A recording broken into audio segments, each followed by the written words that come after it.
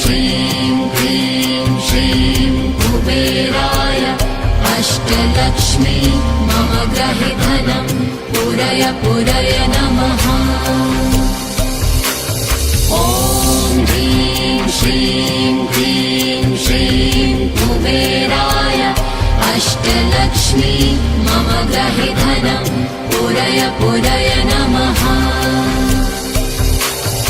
ॐ ह्रीं श्रीं क्लीं श्रीं कुबेराय अष्टलक्ष्मी मम गृहे धनं पूरय पूरय नमः।